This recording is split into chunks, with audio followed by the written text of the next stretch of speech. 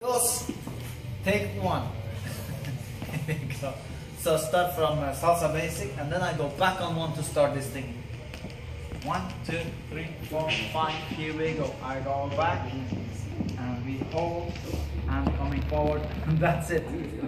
The thing about this move, it just feels good. And maybe looks good. 1, 2, 3, 5, 6, 7, and a 1. That should do it. High five. Bara vänta lite. Så man bara tänker, vad mer vi kan göra? En la recepción hay una, se llama, una mesita donde tiene café. Ja, okej. Vi är klara? Klar, kör det. Så, klar igen.